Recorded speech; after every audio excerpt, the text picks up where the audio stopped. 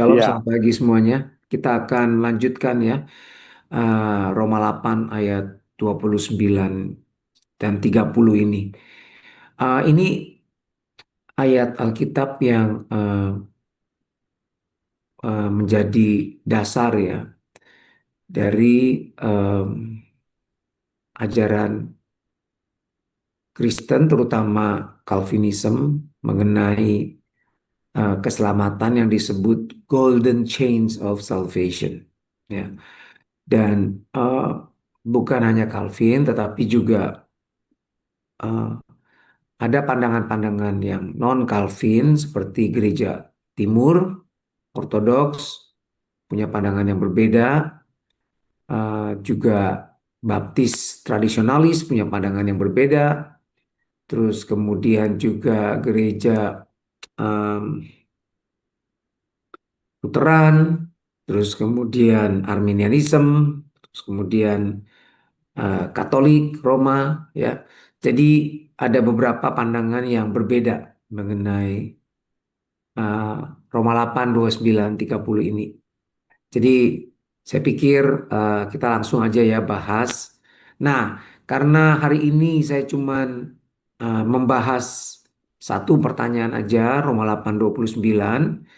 uh, Kalau ada waktu sisa, silakan Bapak Ibu boleh tanya ya, eh, yang berkaitan dengan keselamatan, soteriologi, atau eh, apa aja boleh ya, doktrin dasar Kristen boleh ya, mau tentang Allah Tritunggal, tentang Kristologi, Kristus, tentang em, eh, gereja juga boleh ya.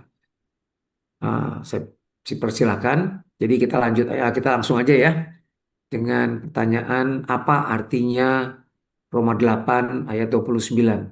Silakan Pak Suyatna boleh pandu ya, tunjuk siapa iya, gitu mungkin. iya teman-teman, silakan. Ayat ini namanya Golden Chain of Salvation ini bagi teman-teman yang mau bertanya, ini kesempatan baik.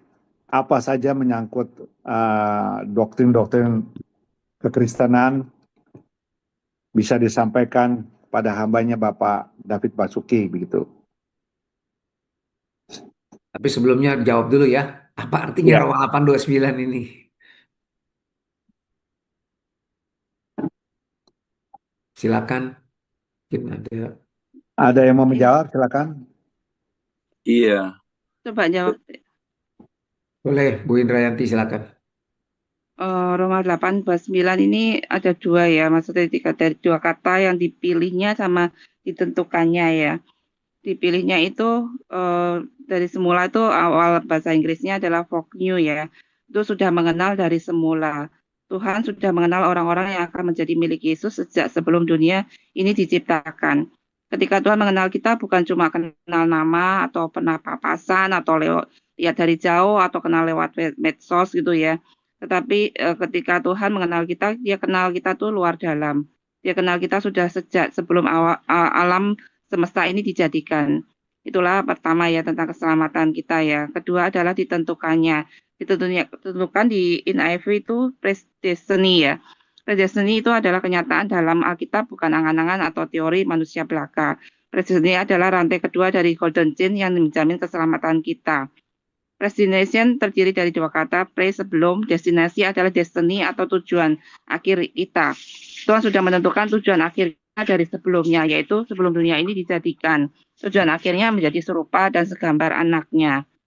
Kita ini sudah diangkatnya menjadi anak-anak Allah, jadi saudara-saudara Kristus, dan ini bukan berarti kita tuh sama seperti Kristus ya. Tapi Tuhan tuh mengubah kita, Tuhan tidak mengubah kita untuk menjadi Tuhan-Tuhan kecil dalam kasih karunia Tuhan. Kita ini boleh jadi saudaranya. Yesus boleh menjadi kakak sulung kita untuk selama-lamanya. Hubungan kita bukan lewat darah dan daging, melainkan lewat darah Kristus yang nilainya kekal. Inilah yang menjamin keselamatan kita. Yang kedua, destiny ya. Itu Pak. Oke, bagus Bu. Terima kasih. Ada yang lain mungkin yang mau nambahkan atau memberi penekanan yang berbeda? Silakan. iya, Pak David. Silakan Pak Edmond. Saya setuju sekali dengan pernyataan Ibu tadi, tapi saya sedikit menekankan atau memberikan share pengalaman aja bahwa untuk menjadi serupa dengan Kristus tidak mudah ya Pak David ya. Hmm, Bangun, bangkit bangun ya, jatuh bangun ya, karena ya. kadang-kadang kita diizinkan dalam persoalan hidup ini ya, kita sudah Hmm, plan begini tapi kenyataannya begini. Nah, bagaimana kita supaya menjaga itu? Tentunya harus berrelasi dengan Tuhan ya, ya, karena kalau tanpa relasi dengan sumbernya itu kita kehilangan arah. Dan ini betul. yang menjadi, kalau saya pribadi, ini yang menjadi kelemahan dan yang harus diteruskan bagaimana supaya relasi itu tetap, supaya saya kuat untuk menjadi serupa. Karena serupa itu yang saya tahu bahwa yang pertama kita baca firman, dengar suara Roh Kudus dan melakukan mengikuti apa yang Tuhan mau. Nah ini kadang-kadang sakit ya menjadi serupa itu, tidak gampang ya. Tidak seperti kata jadi serupa begitu, tapi sungguh-sungguh sakit menyakitkan. Oleh karena itu buat saya ini yang saya concern di sini supaya benar-benar saya dijaga, dilindungi, diperbaharui terus setiap hari.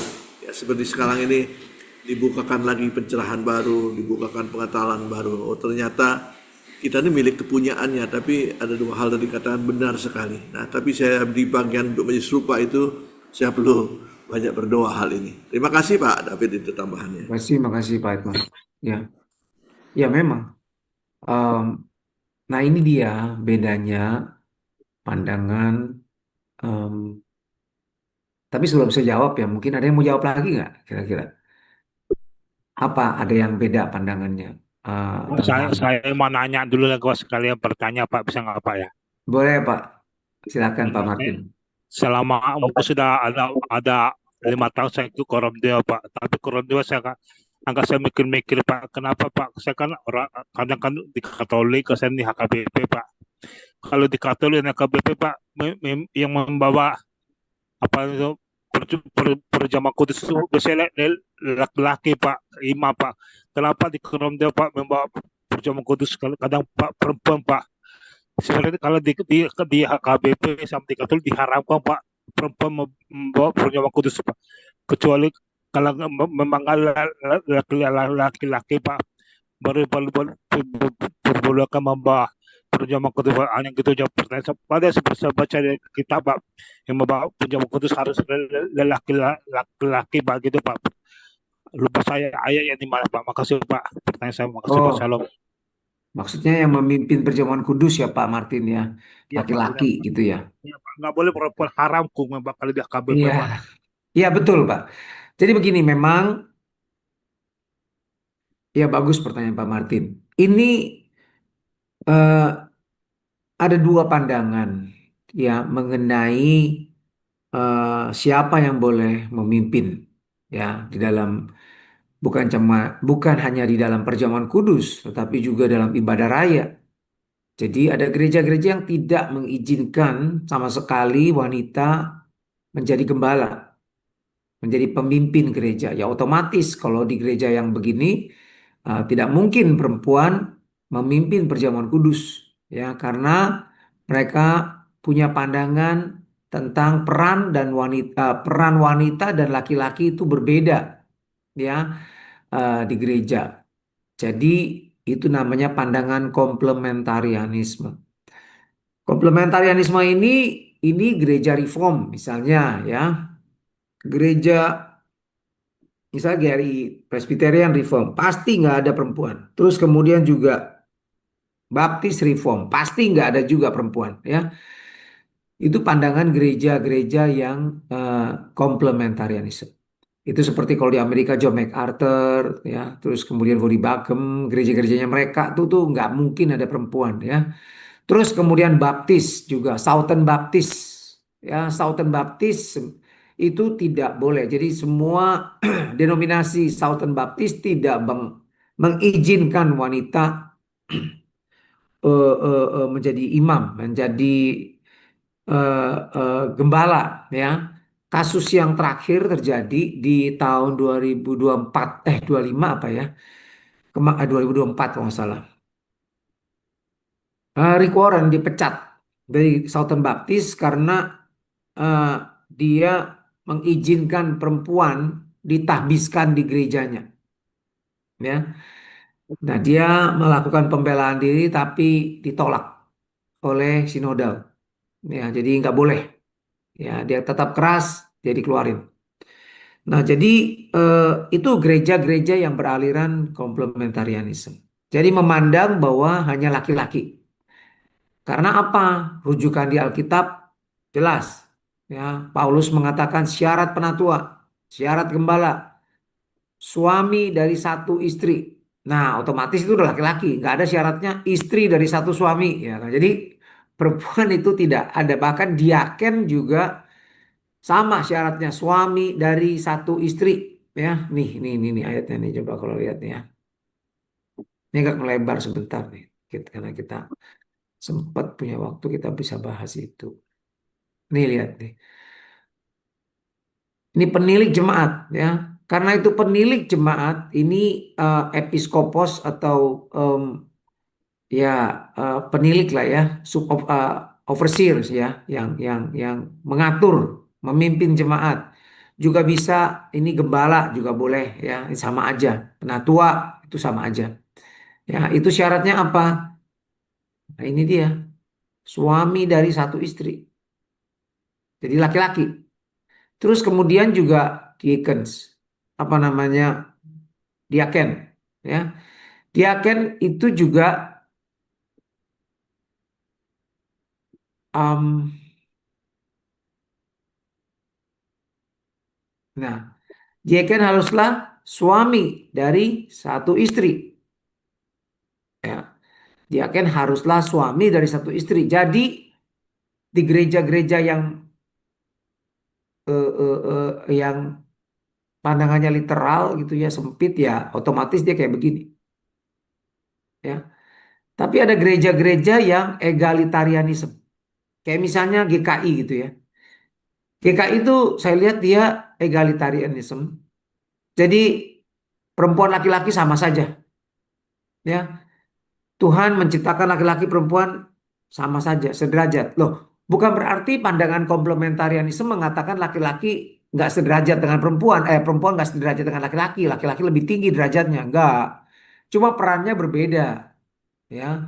Peran perempuan itu adalah sebagai komplement, artinya sebagai penolong, sebagai ya yang membantu lah. Memang kodratnya perempuan kan wanita itu kan diciptakan untuk ya, menolong gitu kan, menjadi penolong, jadi seorang penolong gitu ya. Nah, jadi bukan peran pembantu gitu loh, peran penolong. Sorry, bukan peran utama, tapi peran penolong, perannya berbeda gitu loh. Ya, jadi seperti itu. Nah, laki-laki harus memimpin, laki-laki itu kepala. Ya, di Korintus juga Paulus berkata seperti itu.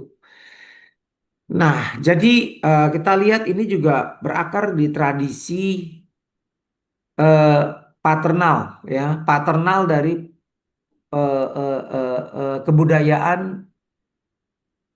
ini apa namanya Yahudi, ya, sama kayak orang-orang Tapanuli Batak, orang Chinese itu kan laki-laki ya, lebih apa namanya kita kan marga semua dari laki-laki ya, keturunan laki-laki ya.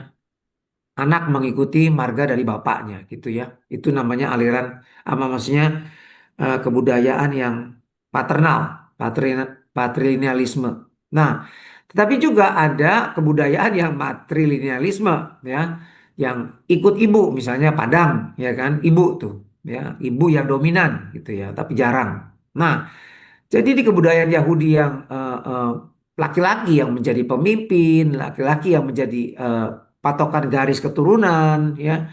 Nah, eh, wajar laki-lakinya dominan ya. Nah, jadi dalam hal ini kita lihat memang eh, seperti ini. Tetapi buat golongan gereja-gereja yang egalitarianisme, ya itu laki-laki perempuan sama saja. Ya, laki-laki dan perempuan diciptakan eh, segambar dengan Allah, maka diciptakanlah laki-laki dan perempuan. Ya, jadi itu dan kemudian juga kita lihat di dalam ada juga pemimpin-pemimpin hakim-hakim yang perempuan, misalnya Deborah gitu misalnya ya. Nah, jadi terus kemudian juga kita lihat juga di dalam Perjanjian Baru ada Priscilla dan Aquila. Nah, Priscilla tuh disebut di depan. Dia punya jemaat di rumahnya. Dia jadi pemimpin jemaat. Priscilla Aquila selalu disebut nama istrinya dulu di depan. Jadi ini indikasi bahwa eh, laki-laki itu perempuan ini adalah seorang pemimpin. Ya. Nah, terus kemudian juga Febe. Nih kita lihat dalam Roma 16 ayat 1. Febe. Febe ini perempuan, saudari kita yang melayani jemaat. Nah, terus Priscilla dan Aquila, lihat tuh.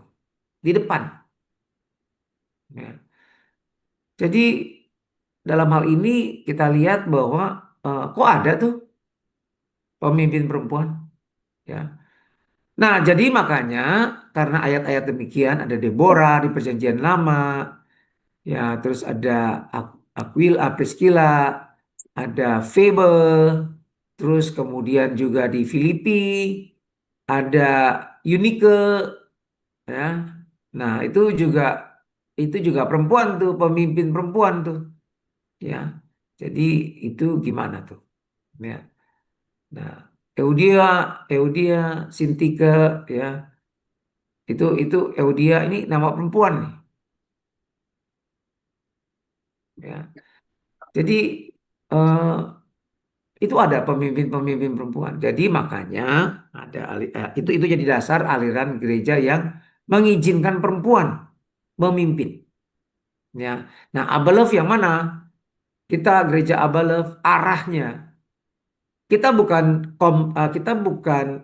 egalitarianisme. Jadi laki-laki dan perempuan sama saja. Kita lihat di Abelef kebanyakan penatua itu laki-laki ya, hanya beberapa. Nah, jadi prinsipnya begini. Mestinya pemimpin itu laki-laki. Sama seperti dalam kasus Deborah kan. Mestinya Barak yang memimpin. Tapi Baraknya takut ya. Kurang, mungkin dia belum ikut pria sejati kali ya. Jadi eh, jadi takut dia.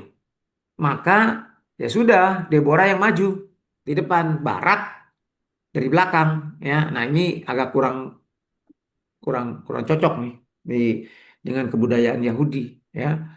Nah, jadi begitu. Jadi dalam hal itu perempuan kalau tidak ada laki-laki yang maju ya terpaksalah perempuan. Tapi kalau masih ada laki-laki ya laki-laki saja sebaiknya. Ya, jadi itu pandangan Abelef ya.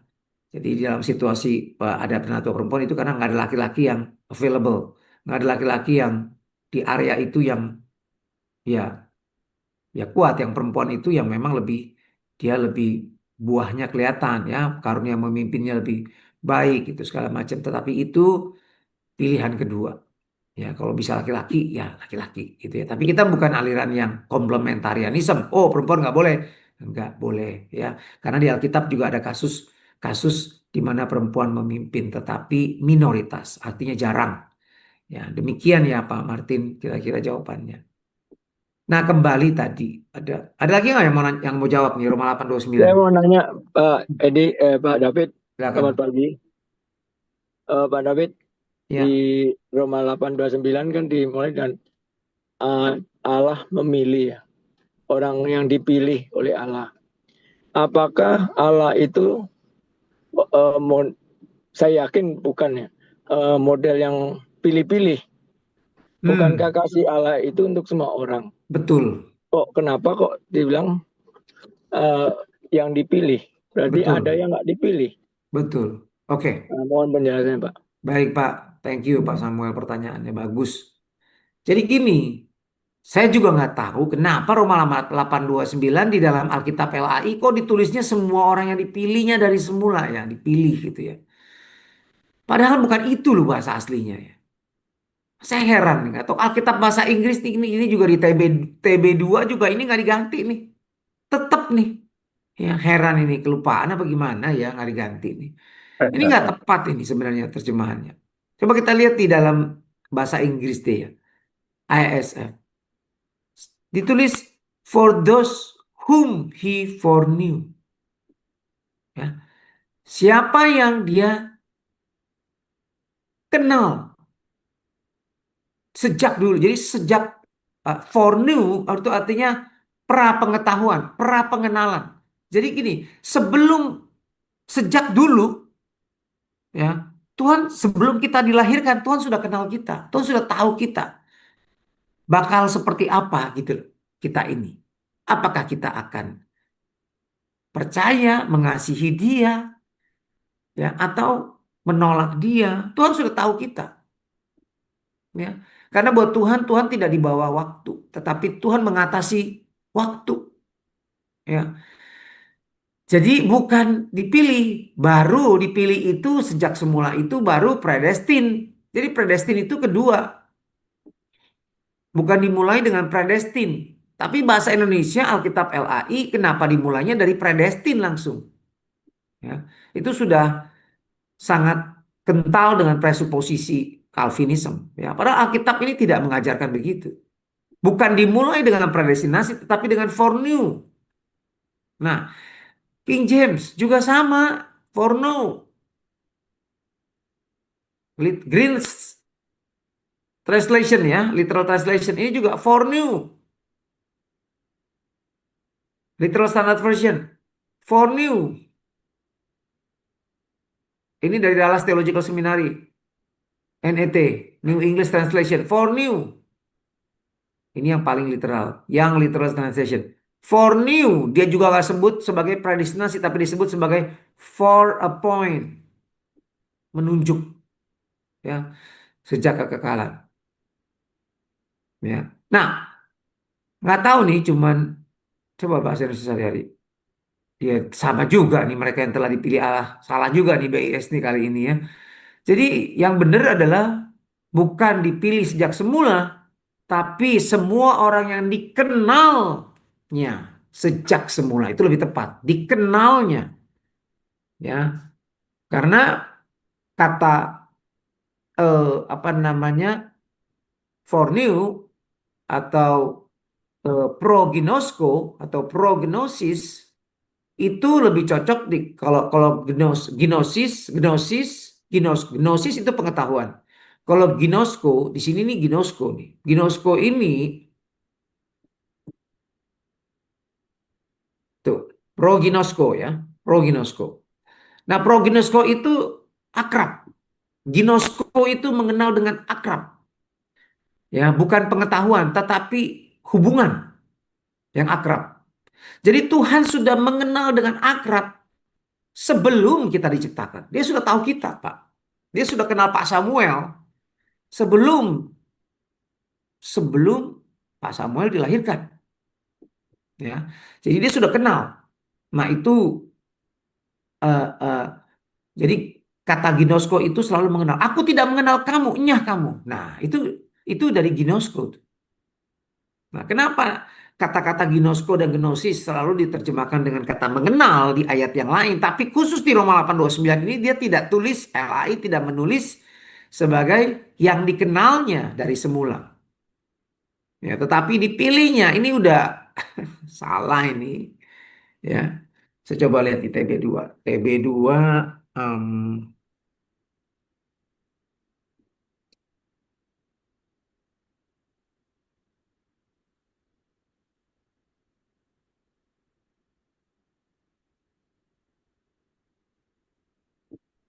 iya, sama juga dipilihnya dari semula ya, nggak diganti ya. Sayang nih, kelupaan apa nih. Jadi mestinya dikenal dari semulanya, Pak. Baru dipilih, ya, ditentukan, ditunjuk lebih tepat, ya. For a point, kata YLT. For a point, ditunjuk oleh Allah. Nah, jadi em, begitu Pak Samuel. Ya, jadi Tuhan tidak memilih. Dan ini satu lagi. Ini di dalam Calvinism itu memang urut-urutan keselamatan golden chains of salvation itu dimulai dari dipilih. Jadi Tuhan memilih siapa yang selamat dan siapa yang nggak selamat sejak semula, gitu loh. Tetapi itu di awal, urutan pertamanya dipilih dulu. Nah ini nih, LA ini cenderungnya ikutin itu, golden chain-nya Calvin. Tapi sebenarnya tidak, bukan dimulai dari dipilih. Nah makanya karena ini dimulai dari dipilih, Calvinism dimulai dari dipilih urut-urutannya. Jadi Tuhan pilih dulu siapa yang masuk surga, siapa yang masuk neraka sebelum diciptakan loh. Bayangin. Nah, tadi Pak Samuel bilang, kan Tuhan mengasihi semua orang. Exactly. Tuhan mengasihi semua orang. Tuhan menghendaki supaya semua orang diselamatkan. Supaya semua orang bertobat. Ya kan? Nah, itulah yang baik, yang berkenan kepada Allah Juru Selamat kita. Yang menghendaki supaya semua orang diselamatkan. Nah loh, lah kalau dia menghendaki supaya semua orang diselamatkan dan memperoleh pengetahuan akan kebenaran, masa dia pilih sebagian orang untuk masuk neraka sebelum dilahirkan, sebelum tahu berbuat baik dan jahat? Ini sudah kontradiksi banget, nggak mungkin. Nah ini bukan cuma satu ayat nih, tapi juga di 2 Petrus 3 ayat 9. Tuhan tidak lalai menepati janjinya sekalipun ada orang yang menganggapnya sebagai kelalaian. Tapi ia sabar terhadap kamu karena ia mengendaki supaya jangan ada yang binasa. Melainkan supaya semua orang berbalik dan bertobat. Itu kehendak Tuhan. Lah, kalau kehendaknya Tuhan seperti ini, masa dia pilih sebagian masuk neraka? Ya, hanya sebagian aja yang dia pilih sebelum dilahirkan loh. Ya, tanpa perbuatannya loh. Tanpa melihat perbuatan pertobat apa segala macam, pokoknya aku udah pilih kamu masuk neraka, masuk surga, ya sudah, mau jungkir balik tetap masuk surga, yang nggak dipilih ya masuk neraka lah. Kok begitu sih? Ya itu bertentangan dengan 2 Petrus 3 ayat 9 dan 1 Timotius 2 ayat 4. Ya nggak cocok tuh, nggak matching nih, ya nggak bener. Pak Nah, David, yap. sorry, saya potong dikit. Bagaimana kalau dibandingkan dengan ayat Yohanes 15:16? Bukan kamu yang memilih aku, tapi aku yang memilih kamu. Nah, bagus. Nanti kita lihat ke situ ya. Nah, ini bedanya dengan pandangan gereja timur, mau pandangan juga dengan eh, eh, eh, Arminianisme itu golongan Calvin ya, sama. Walaupun dia berbeda ya. Dianggap orang tuh sering anggap kalau bukan Calvin Arminianisme, padahal enggak. Arminianisme itu masih golongannya Calvin, masih melihatnya dari situ. Tapi dia nggak setuju pemilihan itu masuk sebagai memilih orang untuk diselamatkan ya. Nah, tidak. Nah, lalu predestinasi itu soal apa? Jadi misalnya gereja timur, gereja Roma Katolik, terus pandangan baptis tradisionalis, pandangan profesionalisme, ya. Nah, itu tidak melihat manusia itu Tuhan itu mempredestinasi manusia mana yang masuk surga, mana yang masuk neraka, tidak.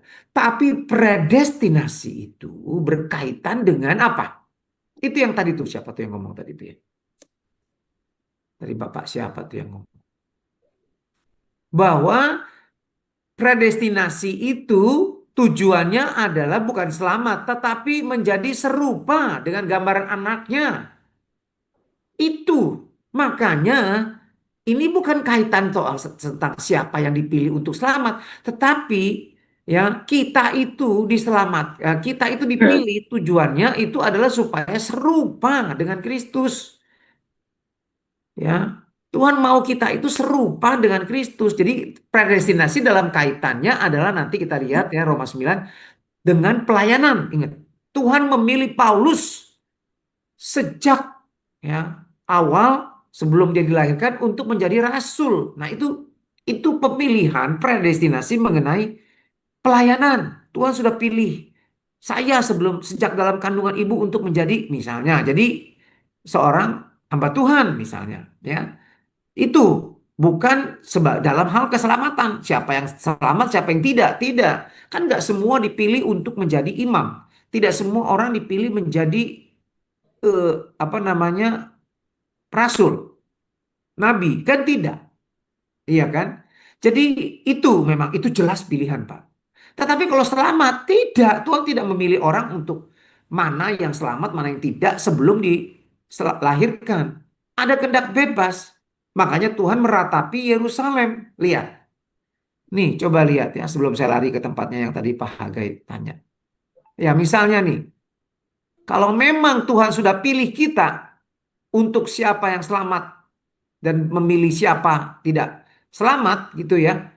Lah, kenapa Tuhan meratapi Yerusalem? Kalau memang dia sudah menentukan siapa yang selamat, siapa yang tidak. Ya. Nah, coba lihat. Nih, Matius 23:37. Ini kan kota suci, orang-orang yang beriman sama Yahweh. Yerusalem, Yerusalem. Engkau yang membunuh nabi-nabi dan melempari dengan batu orang-orang yang diutus kepadamu. Berkali-kali aku rindu mengumpulkan anak-anakmu. Sama seperti induk ayam mengumpulkan anak-anaknya. Bapak Ibu tahu nggak induk ayam kalau mengumpulkan anak-anaknya seperti apa? Heboh banget. Ya, saya pernah lihat di YouTube ada elang yang mau merampas anak ayam. Ya, itu induknya tuh, waduh mengembangkan sayapnya gitu ya, bener-bener menjaga anaknya ya. Terus melawan elang loh, sampai elangnya kabur. Bayangin elang bisa kalah sama induk ayam, ya. Induk ayam yang lagi senior, yang lagi jagain anak-anaknya bisa, waduh itu nggak tahu punya tenaga dari mana tuh, punya keberanian dari mana tuh. Jadi abis-abisan lah ibaratnya tuh kalau induk ayam mengumpulkan anak-anaknya. All out ya. Tapi di bawah sayapnya. Tetapi kamu tidak mau lihat. Jadi bukan soal Tuhan. Tuhan nggak pernah pilih siapa yang selamat siapa yang enggak. Itu ya Tuhan mau menyelamatkan semua orang. Tetapi kenapa nggak semua orang selamat? Karena ada pilihan manusia. Manusia menolak kenapa? Dia menolak Tuhan karena dia lebih suka sama hawa nafsunya sendiri. Yohanes 3 ayat 18-19. Ya. Jadi ini loh. Nah, ayat-ayat ini nih tadi. 2 Petrus 3 ayat 9. 1 Timotius 2 ayat 4. Matius 23 ayat 37. Ada kehendak bebas manusia yang membuat rencana Tuhan atau kehendak Tuhan tidak jadi. Ya. Nah, jadi ada kehendak bebas, ada sinergi pilihan Tuhan, Tuhan yang sudah mengenal kita, Tuhan memilih kita, tapi dia mau memilih kita dalam hal serupa Kristus yang melayani. Tetapi ada orang yang tidak mau ya menjadi pelayan Tuhan, menjadi imam Tuhan. Nah, itu jadi predestinasi dalam pandangan kita yang bukan Calvin adalah ya sesuai dengan teks tadi itu dalam hal pelayanan dan dalam hal keserupaan dengan Kristus. Kenapa? Orang nggak semuanya serupa Kristus, tetap karena memang nggak semua orang mau gitu loh. Nah, sekarang kembali ke ayat yang tadi Pak Hagai tanyakan. Yohanes berapa tadi? 15 ya. Ayat 16 tuh Pak. Nah, bukan kamu yang memilih aku, tetapi akulah yang memilih kamu dan aku telah menetapkan kamu supaya kamu pergi dan menghasilkan buah dan buahmu itu tetap supaya apa yang kamu minta. Nah, sekarang gini. Ya. Pertama, ini bicara soal ya orang Kristen. Bukan kamu yang memilih aku, tetapi kenapa Tuhan memilih aku? Kenapa Tuhan memilih kamu? Karena dia mengenali kita Pak sejak awal. Dia kenal Pak Hagai akan bertobat, percaya dia. Maka dia pilih Bapak. Untuk apa? Sekali lagi, bukan untuk selamat, tapi supaya kamu pergi Pak dan menghasilkan buah, bekerja. Bapak dipilih untuk kerja, Pak, bukan dipilih untuk ongkang-ongkang kaki nanti selamat masuk surga. Tidak. Tapi pertanyaannya, apakah semua orang yang apakah orang yang jadi Kristen itu semuanya pergi dan menghasilkan buah dan buahmu itu tetap? Tidak. Tuhan pilih kita supaya kita itu pergi menghasilkan buah dan buah. Coba lihat, ada ayat itu tujuannya pilih supaya kamu masuk surga. Selamat. Tidak. Selalu pilihnya untuk pelayanan. Nah, ini contoh untuk pelayanan, Pak. Kita Ya, dipilih betul. untuk melayani. Jadi seperti Paulus dipilih untuk sebelum dia dilahirkan untuk menjadi rasul. Untuk pelayanan. Jadi predestinasi bukan soal siapa yang selamat masuk surga. Tuhan sejak kekekalan sudah pilih, pisahin. Bahkan lebih ekstrim lagi, Bapak Ibu tahu di Calvinism ada dua pandangan pemilihan predestinasi. Satu yang disebut supralapsarianisme, yang kedua infralapsarianisme. Apa bedanya? Supra, lapsarianisme itu bahasa Yunani artinya jatuh. Jadi supra itu sebelum, jadi mengatasi kejatuhan. Jadi artinya manusia, siapa yang masuk surga, siapa yang masuk neraka, sudah dipilih Tuhan sebelum kejatuhan manusia. Sebelum Adam dan Hawa jatuh dalam dosa. Sebelum penciptaan langit dan bumi. Bayangin. Nah, itu Ezra Soru terang-terangan mengaku di YouTube-nya bahwa dia golongan yang percaya supralapsarianisme. Kacau banget itu. Kalau gitu Tuhan bukan Tuhan yang mengasihi semua orang dong. Dia hanya mengasihi orang-orang yang dia tentukan untuk masuk surga. Sebelum dunia dijadikan, dia sudah pilih nih. Tidak. Tuhan milih dasarnya apa? Oh, kekuasaan Allah. Katanya mau-maunya Tuhan. Kita nggak tahu. Salah. Tuhan bukan Tuhan yang tidak punya alasan. Semau gue. Tidak. Karena Tuhan adalah Tuhan yang reasonable. Tuhan yang reasoning. Tahu dari mana Tuhan itu adalah Tuhan yang reasonable, Tuhan yang reasoning? Karena Yohanes 1 ayat 1 katakan, pada mulanya adalah Logos. Logos ini adalah Allah.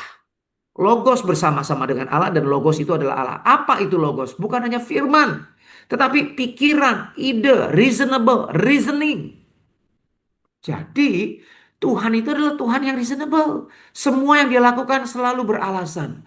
Alasannya adalah benar, adil, kudus, suci, murni. Itu loh alasannya Tuhan.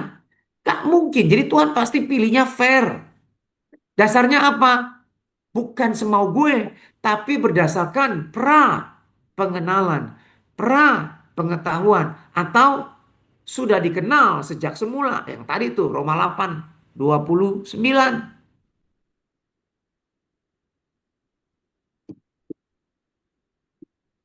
Ya, kembali nih. Semua orang yang dipilih, ya ini terjemahannya ngawur. Nih, for those whom he foreknow, semua yang sudah terlebih dahulu dikenal oleh Tuhan sejak semula, siapa yang mengasihi dia, siapa yang semula. Nah, jadi kita lihat lagi ayat 28 coba. Kita tahu sekarang bahwa Allah turut bekerja dalam segala sesuatu untuk mendatangkan kebaikan. Siapa? Untuk orang yang mengasihi dia. Inilah yang dipanggil. Yang mengasihi dia inilah yang dipanggil. Inilah yang sudah dikenal Tuhan sejak semula. Siapa yang mengasihi dia? Ya. Jadi bukan tanpa alasan Tuhan memilih kita. Karena dia kenal kita. Dan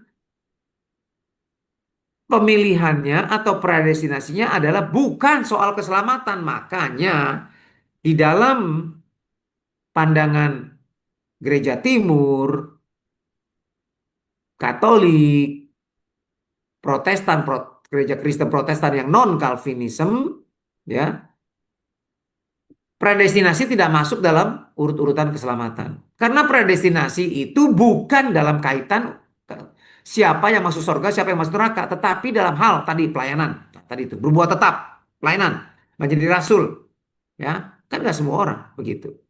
Nah, jadi itu ya pilihannya setelah pelayanan dan tentang apa? Tentang menjadi serupa Kristus. Nah, ini dia. Untuk menjadi serupa Kristus. Dipilih semua untuk apa? Bukan untuk selamat. Enggak. Tuhan dari awal pilih. Ya.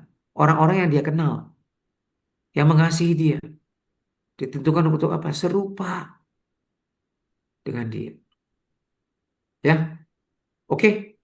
Pak David, Ya. Pak David, boleh nanya lagi, Pak? 2 Tesalonika pasal 2 ayat 1 sampai 17 itu berkata begini, ayat 13 khususnya ya. 2 Tesalonika pasal 2 ayat 13. Akan tetapi kami harus selalu mengucap syukur kepada Allah karena kamu, saudara-saudara, yang dikasihi Tuhan. Sebab Allah dari mulanya telah memilih kamu untuk diselamatkan dalam roh yang menguduskan kamu dan dalam kebenaran yang kamu percaya.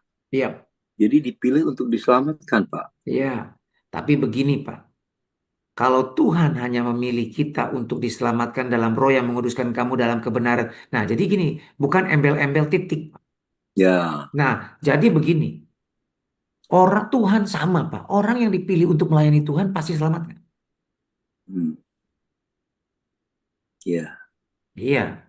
Tapi bukan hanya untuk selamat tok, Pak. Iya, betul. Untuk serupa Kristus. Nah, makanya Amen. ada pandangan John MacArthur. Nah, saya suka John MacArthur walaupun dia Calvinisme. Dia bukan Calvinisme yang membabi buta. Seperti pandangan hyper grace. Ya. Joseph Prince misalnya tuh yang di Singapura yang lagi di rame itu sama ayah. Baru sekarang sih ya gereja-gereja lain menentang dia. Oh, dia terutama yang Protestan. Nah, yang mengusulkan ke PGI-nya Singapura untuk dicopot dia. Ya. Nah, tetapi kita lihat bahwa seperti John MacArthur bilang gini, kalau kamu memang sudah dipilih Tuhan, apa kamu semakin kudus? Oh iya, jawab Pak. Ya. Kamu semakin kudus nggak? Jauh lah. Nah, kalau kamu tidak semakin kudus, kamu tidak apa namanya hidup takut sama Tuhan, ya kamu bukan orang yang apa namanya termasuk orang yang sudah dibenarkan Tuhan atau dipilih Tuhan. Oke, jadi dipilih, diselamatkan dengan tujuan untuk menjadi serupa Kristus, ya Pak ya. Dipilih, betul. diselamatkan. Tapi bukan berarti Pak ada yang nggak dipilih untuk tidak selamat. Hati-hati. Pilihan Nih, pribadi. sama nih. Saya pakai misalnya nih ya. Saya sekarang lihat 1 Yohanes.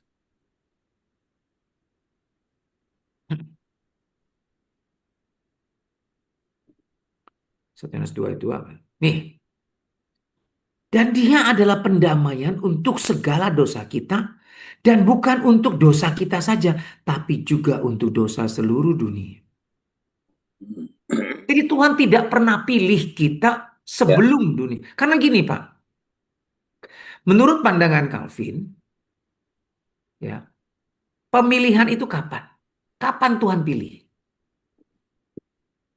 Nah, Tuhan kapan pilih seseorang untuk selamatlah? Kapan Tuhan pilih? Cuma ada 2 Pak.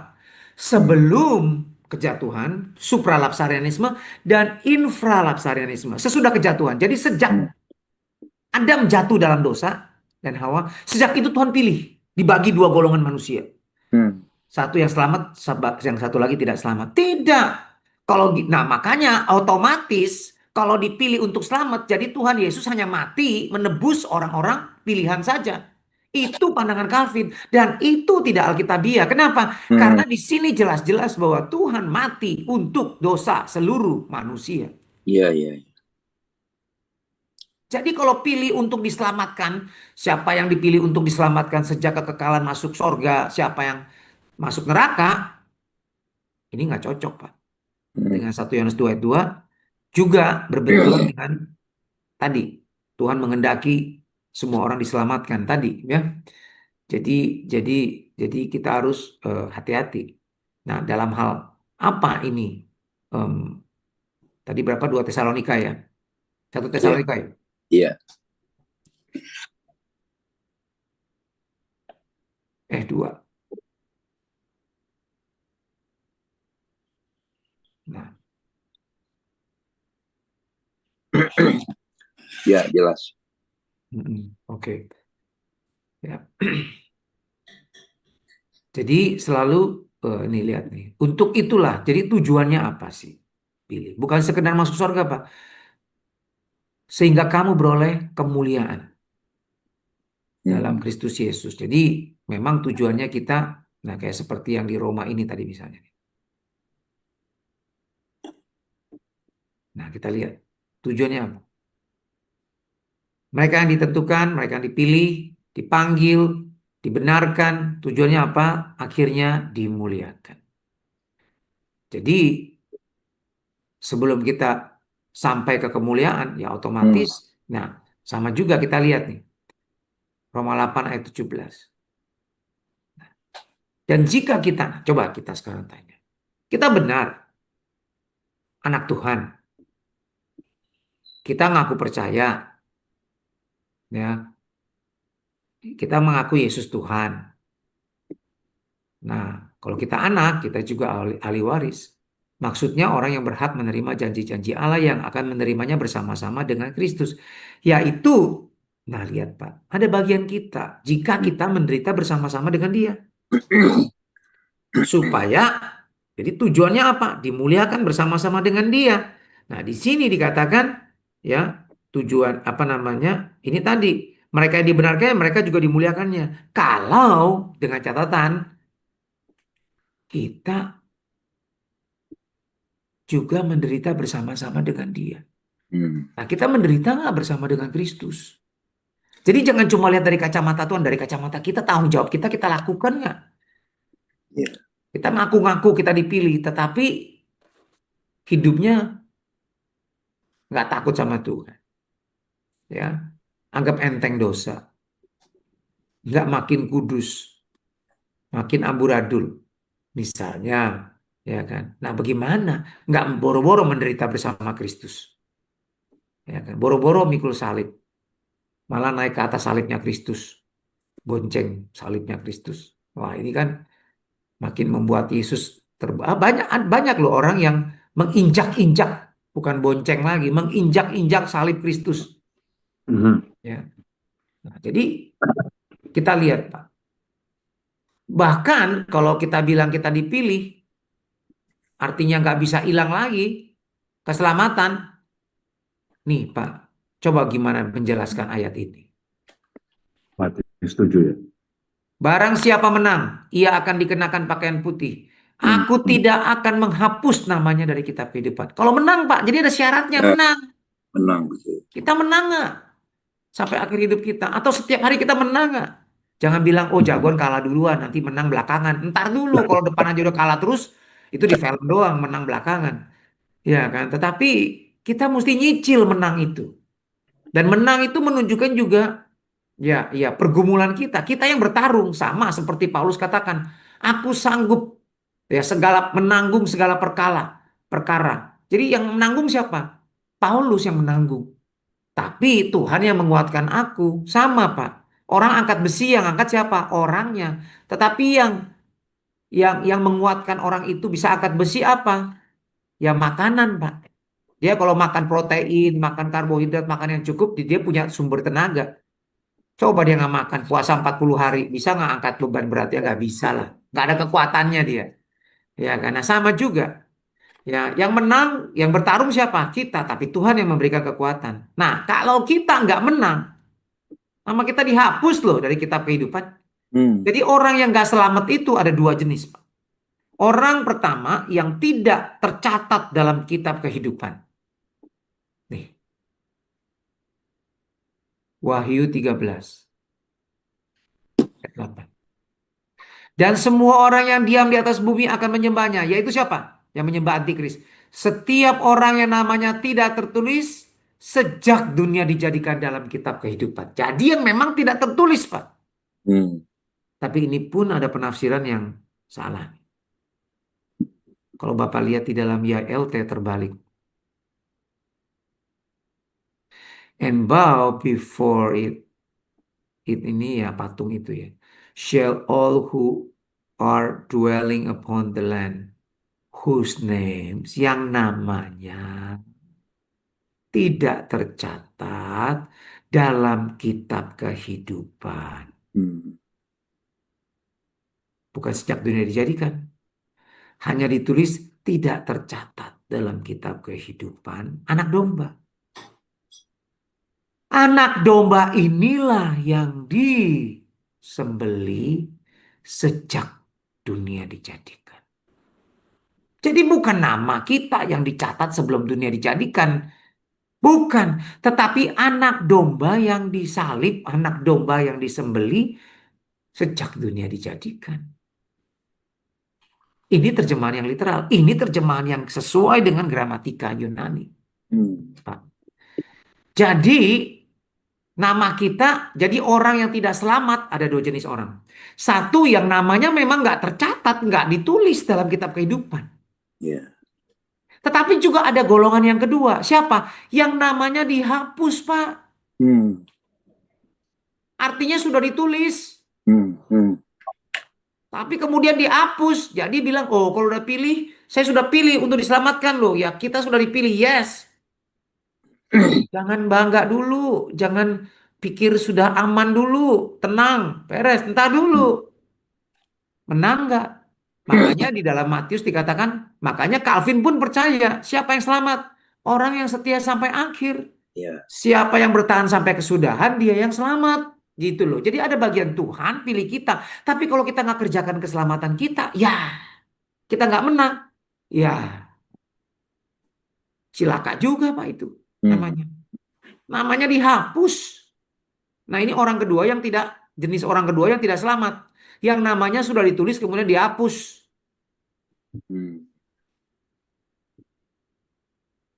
Ya, jadi bukan, ya Tuhan baik, Tuhan malah menghendaki kok. Malah ada satu ya, seorang apologetik yang mengatakan bahwa, nah ini kurang benar. Bahwa sebenarnya Tuhan tuh sudah mencatat nama orang semuanya dalam kitab kehidupan. Tetapi kemudian orang itu namanya dihapus, makanya nggak ada dalam kitab kehidupan. Karena mereka menolak Kristus. Itu pandangannya Syamsul Maud. Ya. Karena dia melihat, ya ini loh, dihapus. Oke. Pak David, Yap. itu ya tadi waktu dikatakan orang yang dipilih itu boleh dikatakan dia itu termasuk yang dalam proses bukan hanya justification tapi sanctification ya, untuk menuju glorification gitu Pak. Iya, betul Pak. Jadi makanya kita diingatkan bahwa kita diselamatkan tuh dalam pengharapan Pak. Keselamatan tuh sudah tapi belum apa? Belum tuntas, harus dikerjakan. Loh kalau sudah beres ya kita tenang-tenang aja, nggak usah ngapain-ngapain pasti selamat kan? Ternyata enggak. Maka kekristenan, keselamatan itu sudah tapi belum tuntas. Nah kita yang harus menuntaskannya dengan kekuatan Tuhan, dengan kekuatan dari Roh Kudus, dengan kekuatan pimpinan Roh Kudus gitu loh. Jangan anggap enteng karena Petrus pun ingatin kita ya bahwa ini adalah orang Kristen dan orang Kristen ini yang mau ditelan iblis dan dia mencari orang Kristen yang bisa ditelan. Nah, karena itu orang Kristen harus lawan dia dengan iman yang teguh. Ini bukan bicara orang Roma 1:9 ini bukan bicara orang yang non Kristen loh. Lawanmu iblis, kalau dunia mah temennya iblis. Ini lawanmu iblis. Jadi kita nih orang Kristen nih. Ya. Nah, mencari orang yang dapat ditelannya, lawanlah dia dengan iman yang teguh. Sebab kamu tahu bahwa semua saudaramu di seluruh dunia menanggung penderitaan yang sama. Jadi kita nih, ya iblis berusaha mau menelan kita. Makanya yang keburu ditelan ya namanya dihapuslah dalam kitab kehidupan. Iya. Jadi kita harus, bukan berarti sudah dipilih take it for granted ya. Apapun yang terjadi gak akan berubah, tetap selamat. Tidak juga. Buktinya ayat-ayat ini. Oke, Mau nanya, Pak, Ya, silakan. bagaimana orang yang baru mengenal Tuhan terus diselamatkan lalu meninggal, apakah dia tidak mengerjakan keselamatan atau dipilih atau bagaimana, Pak? Bagus. Lebih ekstrim lagi deh. Yang disalib di sebelah Yesus, Bu. Lah, dia kan nggak bisa kerjain apa-apa kan? Dia nggak mengerjakan keselamatan dia dong, kalau begitu. Betul nggak, Bu? Ya, Pak. Iya. Itu Tapi dia bagaimana, Pak? mengerjakan, Bu, keselamatan dia. Ya. Dia kerjakan. Walaupun dia disalib di sebelah Yesus, dia mengerjakan keselamatan dia dengan takut dan gentar. Tahu dari mana? Coba kita lihat ya ayatnya ya.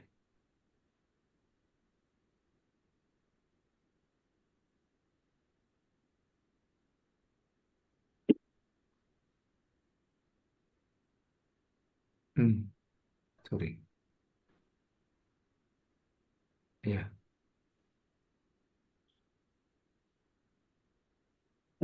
Pak David mau nanya Pak, Ya. ya kalau Tuhan udah nentuin kita ya kan, dia maunya begini, tapi kemudian ada free will sehingga manusia itu memilih. Saya pernah jelasin gitu tuh ke anak saya Pak, tuh anak saya bilang gini, ya kalau anak zaman now itu kan kritis-kritis ya Pak, kadang-kadang saya juga bingung jawabnya. Berarti Tuhan nggak maha kuasa dong mah, terus kenapa dia bikin peraturan begitu sih? Nggak mau ada free will, maunya ya berarti Tuhan ciptain kita robot dong. Akhirnya jadi kita debat kusir berdua tuh Pak. Dan kadang-kadang memang apa ya, kalau Bapak jelasin ke kita, kita karena mungkin kita orang-orang tua ya, iya iya, oh gitu ya Pak, gitu kan. Anak Gen Z, apa generasi Alpha juga nggak bisa digituin Pak. Mereka Iya. kritis-kritis. Iya. Kan tantangan Maksudnya kita di masa depan ini begini nih, sama anak-anak muda ini jadinya mereka, iman mereka itu jadi bingung mereka. Kayaknya, betul. kayaknya mama ini fanatisme ya, kayaknya imannya nggak ada pengertiannya, kurang pengertian. Anak-anak Maksudnya dia bagaimana, Bu? Maksudnya dia bagaimana? Anaknya Ibu? kadang-kadang dia nganggap saya iman mama itu kayak Bukan, bukan. tanah. Tadi dia bilang dia setuju yang tidak ada free will atau ada free will. Dia bilang kenapa juga Tuhan mesti kasih free will, jadi Tuhan nggak maha kuasa dong, mah ngapain sih? Gitu kan? Waduh, waduh, sorry ya. Anak itu kurang, maksudnya gini, itu harus dikasih penjelasan, Bu. Sekarang kamu pikir, kamu mau ada free will apa enggak? Iya bikin robot dong kita Tuhan gitu kan, saya bilang. Iya. Ya kan? Akhirnya kita kayak debat kusir gitu ujung-ujungnya dia karena dia belum punya pengertian toh. Umur berapa, Bu?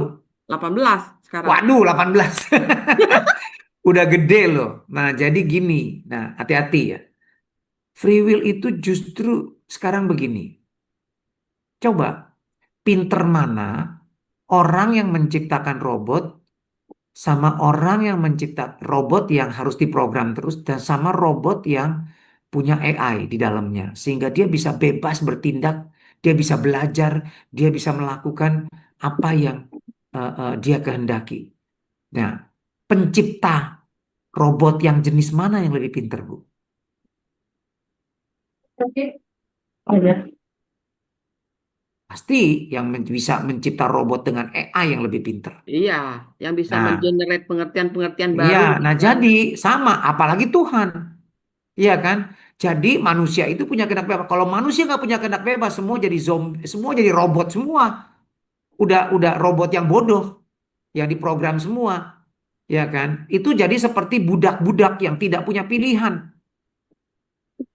Walaupun kita budak Kristus, tapi kita punya pilihan. Tuhan menawarkan kepada Mungkin yang kita. sorry Pak interupsi. Pak, mungkin Ya, yang dimaksud sama Bu Milian tadi saya sebenarnya mau nanya juga. Kuasa Tuhan itu lebih dari segalanya. Tetapi ada bagian kita juga anugerah dari Tuhan, kita punya kehendak bebas. Kenapa Tuhan dengan segala kuasanya yang kemahannya itu tidak bisa mengintervensi kehendak bebas kita untuk membuat kita yang bebal, orang yang dengan kehendak bebas itu menjadi percaya gitu. Jadi kalau bisa dengan logikanya, mungkin dengan logika yang saya pakai dari anaknya Bu Melian, itu sepertinya Tuhan itu kuasanya kemaha itu. Buktinya kehendak bebas manusia ada yang bisa ditaklukkan, Pak. Gitu. Kurang jelas Pak, sorry Pak, putus-putus gimana Pak? Ya, maksudnya gini, manusia diberikan anugerah kehendak bebas. Dan tapi dengan kehendak bebas itu juga manusia bisa mengambil keputusan untuk percaya atau tidak. Dalam artian begini, sepertinya Tuhan itu tidak punya kuasa untuk mengintervensi dan menaklukkan kehendak bebas setiap manusia. Karena manusia masih bisa dengan kehendak bebasnya untuk tidak mengakui, tidak mengikut Tuhan. Nah, itu mohon pencerahannya, Pak. Sorry Pak, nggak jelas Pak tadi saya Pak. Pertanyaannya gimana Pak? Ya, tadi Pak, saya sambung lagi, Pak. Sorry. Sorry Halo. nggak jelas Pak Samuel pertanyaannya tadi saya nggak ngerti. Mungkin ada yang bantu bisa jelasin apa sih pertanyaannya tadi ya Pak Samuel? Mas Samuel mungkin kalau pakai headset bisa dilepas dulu headsetnya kali. Bisa didengar, Pak? Ah iya, bagus ini. Pak, ini jadi kalau manusia kan dianugerahkan kehendak bebas oleh Tuhan. Iya. Dan Tuhan itu maha kuasa karena Tuhan dengan segala kemahannya. Nah, pertanyaan yang dari anaknya Ibu Melian tadi adalah kenapa dengan Tuhan dengan segala kemahakuasaannya tidak bisa mengintervensi kehendak bebas manusia untuk membuat setiap manusia itu jadi percaya, jadi selamat Bagus. gitu. Bagus pertanyaan ini. Sekarang gini Pak. Iya. Karena Allah itu kasih. Kasih tidak memaksakan kehendak. Kasih itu mensyaratkan adanya pilihan. Misalnya, ya, contoh Ibu Melian tadi. Atau anaknya tadi. Anaknya laki-laki atau perempuan saya nggak tahu ya. Anaknya Bu Melian laki atau perempuan tuh Bu yang 18 tahun tadi? Perempuan, Pak. Nah, perempuan cocok nih, cocok. Nah, ini contoh perempuan ya. Bilangin dia. Dia nggak punya kehendak bebas. Dia nggak bebas. Nah, terus kemudian ada laki-laki datang sama dia. Aku suka sama kamu. Aku naksir. Aku pengen kawin sama kamu ya. Ya sudah, kamu kawin sama aku. Dia nggak punya kehendak bebas. Tapi laki-laki ini, maaf ya, bau, buruk, begajul. Bagaimana perasaan itu anak? Ibu. Dia nggak punya kehendak bebas. Tapi dia punya perasaan dong. Tapi dia nggak punya kehendak bebas. Jadi dia ngikut aja. Nangis Bu dia. Karena kepaksa. Nah itu kalau tidak ada kasih. Itu pemerkosaan namanya. Kasih itu kan begini. Laki-laki datang ke anak ibu. Dia ngomong, I love you. I love you so much. Pertama biasa saja Bu, anak ibu. Siapa lu? Ya kan? Nggak taunya ini orang baik banget. Kaya banget. Pinter banget. Waduh, benar-benar dia menunjukkan kasihnya, perhatiannya kepada anak ibu. Lama-lama anak ibu jadi lumer hatinya. Jadi naksir. Nah, itu kehendak bebas. Bu. Ya kan? Atau misalnya ada laki-laki yang ganteng, cakep segala macam. Begitu dia lihat dia suka, tetapi laki itu nggak suka. Nah, ini kehendak bebas. Artinya gini, Bu. Ada bagian kalau nggak ada kehendak bebas, dunia ini kayak apa, Bu? Nah, Tuhan itu kasih. Maka Tuhan, kalau dia kasih, dia tidak boleh memaksakan kehendak dia. Justru Tuhan yang memaksakan kehendak dia, bukan Tuhan yang digambarkan Alkitab. Mau begini, begitu, pasti jadi semua. Ya itu, ya udah kita nggak ada pilihan. Dan seorang bapak gereja Ireneus bilang begini. Bapak gereja bilang begini. Kalau kita masuk neraka bukan karena perbuatan kita yang jahat, tetapi karena Tuhan yang sudah pilih kita masuk neraka sebelum dunia dijadikan. Maka, tapi bukan karena kehendak bebas kita berbuat jahat lalu kita masuk neraka. Maka nanti di neraka kita tidak pantas dihukum. Karena Bukan karena kesalahan kita, bukan karena kemauan kita masuk neraka, bukan karena pilihan kita, tapi pilihan Tuhan sebelum dunia dijadikan. Jadi kita waktu masuk neraka pun tidak pantas dihukum. Dan sebaliknya, kalau kita masuk sorga, bukan karena kehendak bebas kita, tapi karena Tuhan sudah pilih kita sebelum dunia dijadikan, tanpa melihat perbuatan kita.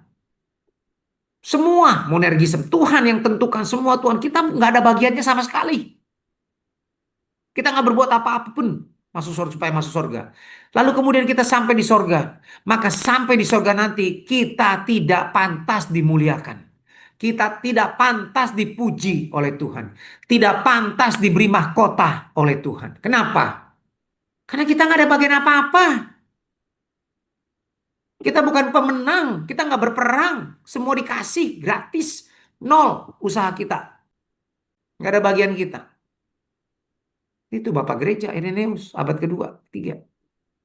Ya, ya itu benar masuk akal. Nah sekarang kalau kita masuk surga bukan karena kita melakukan peperangan, apa pergumulan, kita nggak kerjakan keselamatan kita, ya semau gue, totonya Tuhan sudah pilih kita, maka kita nanti pasti masuk surga.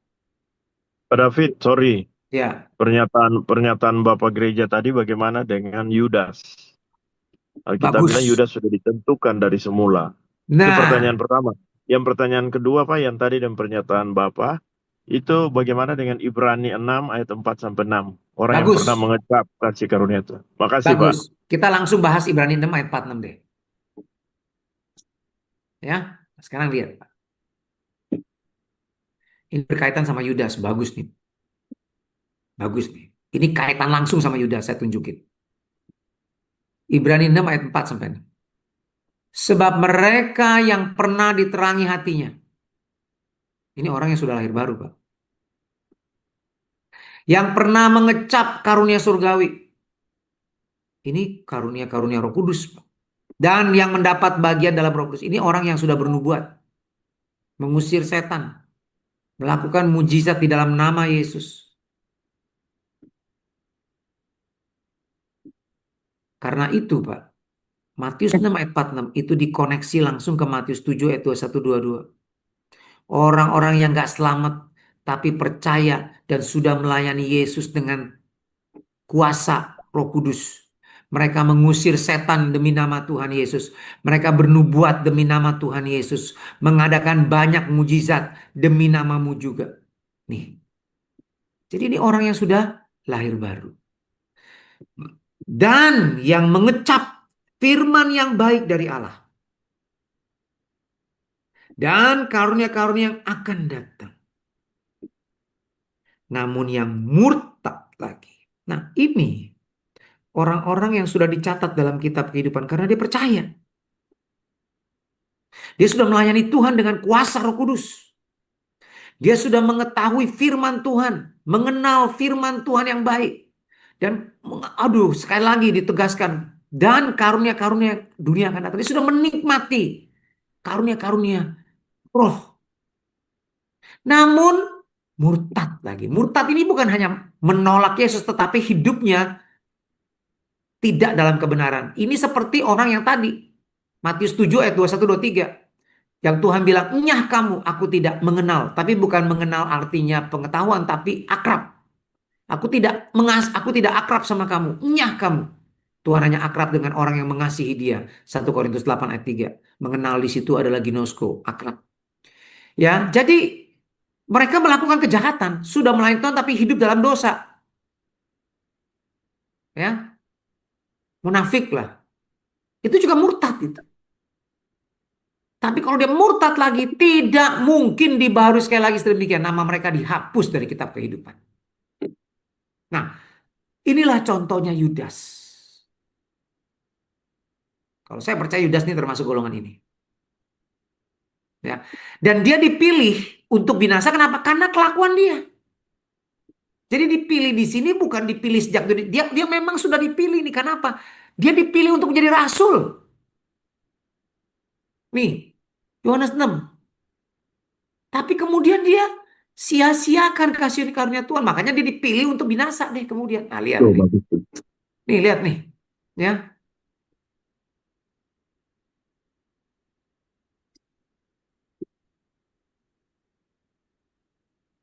Nih.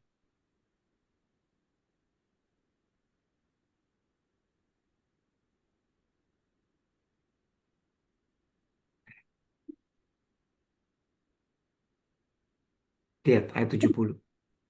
Jawab Yesus, bukankah aku sendiri yang telah memilih kamu yang 12? 12 ini termasuk siapa? Yudas.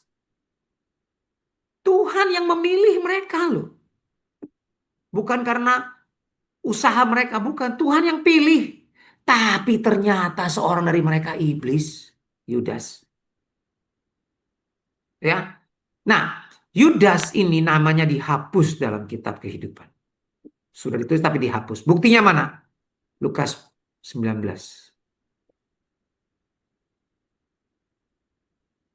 Nih. Ya.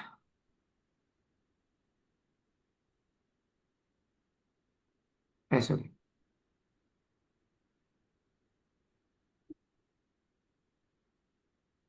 Sorry. 10. Nih. Lukas 10 ayat 19. The return of 72. Ya. 72. Kok ini 72 yang 70 ya mestinya. Kemudian 70 murid itu kembali dengan gembira. Jadi 70 murid ini diutus nih, termasuk 12 murid di dalamnya ya. 70 murid ini ring 3-nya. Jadi ring 1-nya tuh murid Tuhan Yesus itu 3. Yohanes, Petrus, Yakobus. Itu ring 1. Ring 2-nya 12 rasul. Ring 3-nya 70. Jadi 70 ini termasuk 12 murid. 12 rasul di dalamnya ya. Nah, kembali dengan gembira. Tuhan, juga setan-setan takluk kepada kami demi namamu. Lalu kata Yesus kepada mereka, aku melihat iblis jatuh seperti kilat dari langit.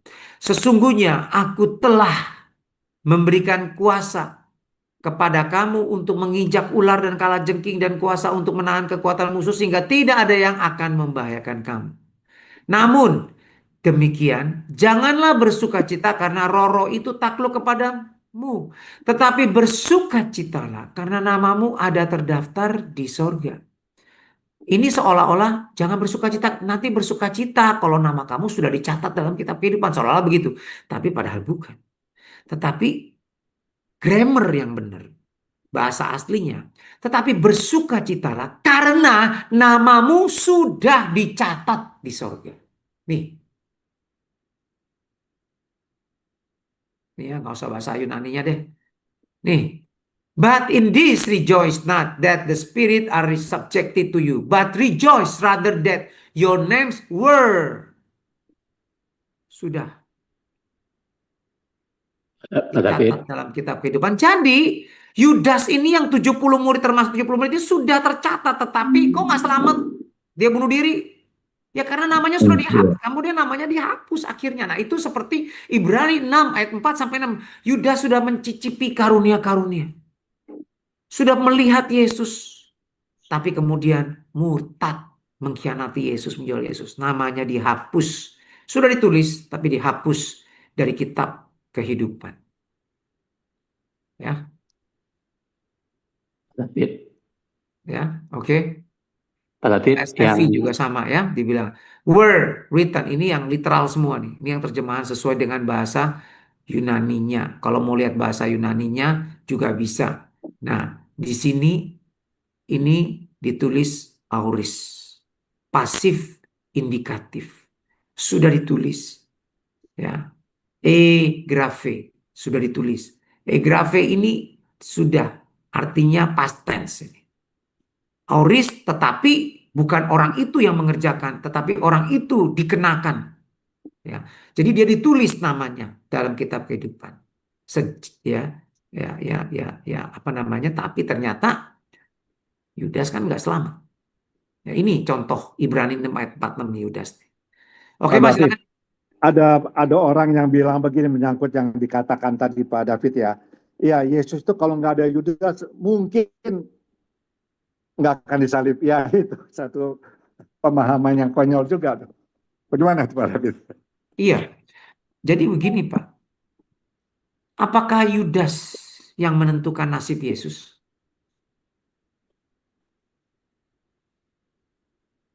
Ini kata Yesus, Tuhan dong. yang menentukan. Bahkan Yesus sendiri yang menentukan nasibnya. Karena dia Tuhan. Buktinya mana ayatnya? Yohanes 10 ayat 18. Nih. Ayat 17 mulai. Bapa mengasihi aku karena aku memberikan nyawaku untuk menerima kembali. Aku memberikan nyawaku. Tuhan yang memberikan nyawanya untuk menerimanya kembali. Tidak seorang pun mengambilnya daripadaku, mengambil nyawanya daripada Yesus. Melainkan aku yang memberikannya menurut kehendakku sendiri. Pak. Jadi bukan kehendak Yudas. Nasib Iya. Yesus bukan ditentukan oleh Yudas, tapi nasib Yesus Tuhan Yesus sendiri yang menentukan. Dia tidak ada orang yang bisa membunuh dia, tapi Tuhan yang menghendaki Benar. kapan dan bagaimana dia mati. Aku berkuasa memberikannya nyawanya dan berkuasa mengambilnya kembali. Benar. Jadi ini tugas yang kuterima dari Bapa untuk mati di kayu salib. Memang ini tugasnya. Tapi kapan, bagaimana aku mati, itu aku yang menentukan. Aku yang menyerahkan nyawaku. Dan aku yang berkuasa mengambilnya kembali. Nah, karena apa? Karena dia Tuhan. Jadi nggak ada Yudas pun, ya bisa ada orang lain lagi misalnya. Tetapi Tuhan Yesus berkata, celakalah orang yang melakukan itu, gitu loh. Jadi nggak mesti, bisa saja orang, kalau bukan Yudas, bisa saja orang Farisi loh. Dia pasti tahu kok Yesus. Iya. Bisa. Pak David, Ya. Pak David, yang 70 itu dicatat bukan di kitab kehidupan. Jadi ada satu kitab yang namanya kitab orang yang terpilih, di-elect. Nah, Lain dengan Pak. kitab kehidupan. Nah, Ya, jadi saya pernah gini. dengar gitu. Nanti Nah, ditanggapi Pak. justru ini, Masalah Yudas. betul. Jadi gini. Masalah Yudas itu Paulus sendiri ada mencatat di 1 Korintus 15 ayat 5. 1 Jadi Korintus 15 ayat yang ke-5. ayat 5. Nah, di situ tertulisnya bahwa dia memperlihatkan kepada Kefas, yaitu Petrus, kemudian kepada ke-12. Oke, itu Ya. satu bukti. Terus ada buktinya yang lain. Waktu Yudas dia melihat Yesus begitu disiksa dia menyesal. Itu namanya berarti dia bertobat. Terus dia mengembalikan uangnya. Nah, Jadi terus Yudas masuk habis surga, Pak, itu ya? juga dia juga digantung. Terus begitu digantung, terus isi perutnya itu keluar. Nah, Iya. isi perut itu keluar di perjanjian lama. Mohon dikoreksi ya, ini saya Iya. kebetulan Betul. dengar aja, jadi saya cuma Iya, mengerti informasi.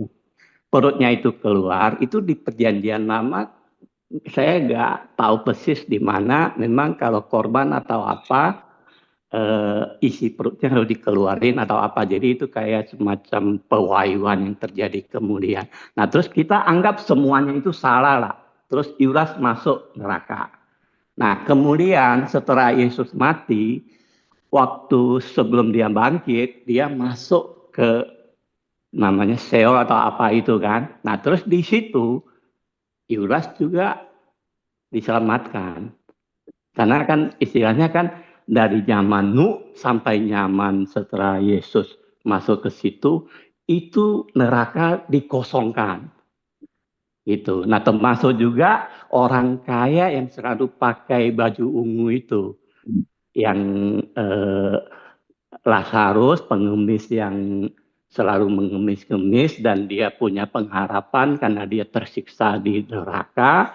Dia minta tolong ke Lazarus, minta ke Bapak Abraham tolong suruh Lazarus kasih saya sedikit tetesan air karena saya haus dan saya sangat tersiksa. Jadi orang ini juga akhirnya dia masuk ke surga dibawa oleh Tuhan Yesus. Dan dia mungkin bilangnya simple, Father Abraham, finally I make it. Demikian, silakan dikomentari. Ya, Pak Calvin, hati-hati ya. Ini pandangan universalisme namanya. Hati-hati itu. bahwa semua orang termasuk Yudas, orang kaya yang sudah jelas di dalam Hades itu juga akhirnya masuk surga, bahkan setan pun masuk surga. Ini adalah pandangan dari Origenes, ya, universalis, dan ini dikutuk oleh gereja. Karena itu Origenes tidak dianggap sebagai bapak gereja, padahal dia menulis 2000 buku teologi, Pak. Ya, tetapi dia kebablasan. Dia mengatakan Allah itu kasih. Percis seperti yang Pak Calvin ngomong. Nah, dia bilang akhirnya semua orang selamat masuk surga. Dia dikutuk oleh gereja. Ya, itu ajaran sesat, itu bukan ajaran firman Tuhan.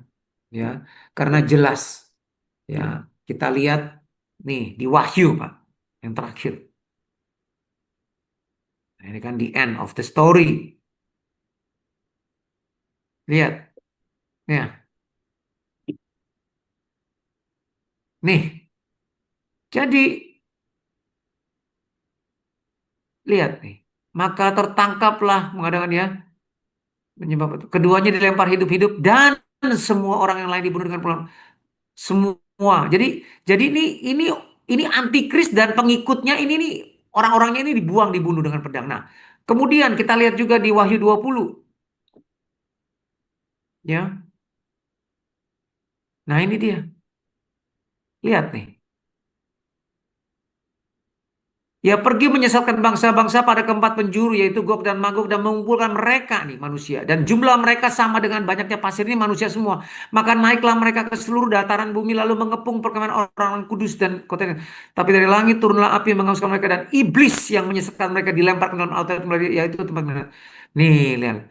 Aku melihat dan melihat orang mati, besar kecil berdiri lalu dibawa dan dibuka, dan semua kitab, yaitu kitab kehidupan. Ya, tetap Pak kitab kehidupan, dan orang mati dihakimi menurut perbuatan mereka berdasarkan apa yang tulis dalam kitab-kitab itu. Sebanyak kitab, jadi semua orang punya kitabnya masing-masing, ya, kitab kehidupan. Maka laut menyerahkan orang mati yang ada di dalam. Nah, mereka masing-masing dihakimi menurut perbuatannya. Dan semua orang yang tidak ditemukan namanya dalam kitab kehidupan itu dilemparkan ke dalam lautan api. Tuh Pak, siapa bilang neraka kosong? Iya, betul. Hati-hati, itu ajaran Origenes ya, yang dikutuk oleh gereja. Yudas itu mati dan binasa. Itu jelas, Pak. Ya. Dan tadi kok dalam 1 Korintus 15 ayat 5 kok ada 12 murasul? Ya iya. Karena Matias diangkat menggantikan Yudas, Pak. Jadi 12 lagi. Nih lihat nih. Nih. Matias dipilih untuk menggantikan Yudas. Makanya jadi 12 lagi. Tadinya kan Yudas mati tinggal 11 murid rasulnya. Lalu Matias dipilih. Nah, lihat nih. Hati-hati Pak, itu ajaran Origenes tuh ya. Cikal bakalnya itu ikutin Origenes, itu dikutuk tuh oleh gereja tuh. Hati-hati tuh Pak Calvin, ajaran itu sesat sekali tuh. Ya, itu universalism ya. Hypergrace, antinomianism. Gak apa-apa buat dosa, semua orang pasti selamat. Itu ajaran yang dibenci. Itulah ajaran Nikolaus yang dibenci oleh Tuhan Yesus, Pak. Hati-hati. Pada hari itu berdirilah Petrus tengah-tengah saudara-saudara yang sedang berkumpul itu, kira-kira 120 orang banyaknya, lalu berkata, "Hai saudara-saudara, haruslah genap nas kitab suci yang disampaikan Roh Kudus dengan perantaran Daud tentang. Dahulu ia termasuk bilangan kami, Yudas, dan mengambil bagian dalam pelayanan ini. Yudas ini telah membeli sebidang tanah dengan upah kejahatannya. Lalu ia jatuh tertelungkup dan perutnya terbelah sehingga perutnya." Ya, nah itu jadi gitu. Sebab ada terus dalam Mazmur, biarlah perkemahannya, ini bicara soal Yudas ya, dan biarlah tidak ada penghuni dalamnya, dan biarlah jabatannya diambil orang lain. Yudas. Jadi harus ditambahkan kepada kami seorang dari mereka yang senantiasa datang berkumpul. Jadi dipilih satu orang yang dari awal bersama-sama dengan para rasul. Mulai dari baptisan Yohanes sampai hari Yesus terangkat. Inilah saksi-saksi awal. Ya. Lalu mengusulkan dua orang, Yusuf atau Matias. Ya, Justus dan Matias. Nah lihat. Untuk menerima jabatan itu yaitu kerasulan yang ditinggalkan Yudas yang telah jatuh ke tempat yang wajar. Jadi Yudas itu jatuh ke tempat yang pantas bagi dia. Pak, nggak ada dia naik ke sorga. Tidak, jatuh ke tempat yang wajar bagi dia. Hancur, Pak. Nyasa, Pak. Dia menyesal. Makanya gini, Pak. Menyesal belum berarti bertobat. Ya. Makanya maling-maling tuh. Aduh, menyesal gua nyolong motor itu, ya. Coba gua nggak nyolong motor itu, gua nggak digebukin. Itu dia menyesal, bukan berarti bertobat, Pak. Apes gua hari itu, gua nyesel deh. Kenapa gua nyolong itu motor, nggak taunya ada CCTV. Nah, dia menyesal, Pak. Tapi nggak bertobat, Pak. Ya, jadi lain. Daud si Yudas menyesal, Pak, tapi nggak bertobat, Pak. Kalau bertobat dia nggak akan bunuh diri, Pak. Dia akan seperti Petrus. Dia tetap kumpul sama murid-muridnya, ya, dan kemudian datang kepada Yesus waktu Yesus bangkit dan diampuni. Oke, silakan. Ada yang mau tanya, Bu Nur Sari Gultom, ya, silakan, Bu. Pak, kalau kita tahu rancangan Tuhan itu kan baik, Pak. Ya, semua Izin bentar diselamatkan. ya Bu Nursani ya, saya umumin dulu bentar. Bapak Ibu Saudara, kalau ada yang mau kompak dan BR sudah bisa dibuka, namun silakan masuk sendiri atau bisa nanti lanjut di WA call. Namun kita di main room tetap akan lanjut sampai jam 8 pagi.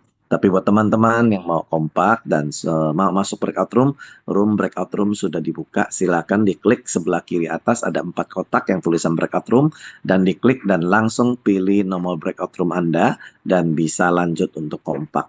Terima kasih, Tuhan Yesus memberkati. Silakan Bu Nursani dilanjut. Iya, Pak. Jadi awalnya rancangan Tuhan itu semua diselamatkan. Ternyata ada yang dipilih, Pak. Berarti apakah rancangan Tuhan tadi gagal atau tidak gitu? Tidak, Bu. Karena kasih Tuhan dia mengizinkan, dia membebaskan. Seperti Adam, dia menghendaki Adam itu hidup kekal. Tapi Adam dan Hawa, Adam pilih dengar suara istrinya. Istrinya Hawa dengar suara setan. Dan dirinya sendiri, hawa nafsunya sendiri. Akibatnya binasa. Jadi itu bukan Tuhan. Tuhan Maha Kuasa. Karena itu dia tidak terpengaruh. Rancangannya pasti jadi. Ya, bahwa orang-orang yang mengasihi Tuhan, ya, mereka dipilih karena dikenal oleh Tuhan. Mereka akan hidup dalam kekudusan, dalam takut akan Tuhan dan akhirnya memuliakan Tuhan. Gitu, Bu. Ya, jadi ini tidak ada hubungannya dengan kemahakuasaan Tuhan. Tuhan Maha Kuasa. Tapi karena dia kasih, ya, dia mengizinkan. Dia memberikan kita kehendak bebas. Kenapa? Karena itu ciri imago Dei. Ciri pribadi yang serupa dengan Allah. Kita diciptakan serupa dengan Allah. Ya, mari kita menciptakan manusia segambar dan serupa dengan kita. Nah, salah satu ciri yang dimiliki Allah atau serupa dengan Allah adalah kehendak bebas. Ya, gitu, Bu. Oke, ada lagi? Kalau nggak ada, Itu tapi Pak, ada Pak Michael itu, raise hand. oh ya, Pak Michael silakan. Ya, halo, Bu Devi. Maaf nih, Feedback. saya mendengar berita ini luar biasa sekali gitu ya. Ini saya baru pertama kali. Bapak mungkin bisa matiin salah satu ya. Bapak pakai dua alat kali ya. Ini pakai handphone sama pakai apa kali, laptop kali. Mungkin salah satu dimatiin Pak supaya nggak feedback. Silakan Pak. Oh iya Pak, bentar Pak. Bentar Pak.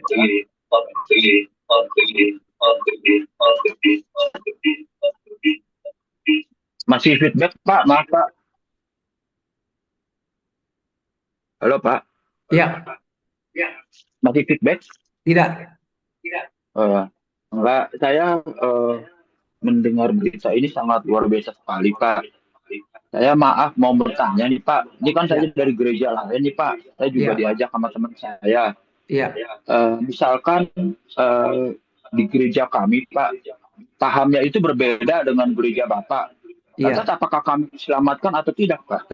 Karena kan kami kan baru mendengar nih gitu. Iya. Sementara kan kalau saya lihat aliran gereja kami ini ya seperti yang tadi Bapak jelaskan adalah hyper grace, Pak. Ya, jadi mohon pemahamannya, Pak, bukan maksudnya untuk memancing ada isu-isu apa, Pak. Itu aja sih, Pak. Makasih, Pak ya. Makasih, Pak. Begini, Pak.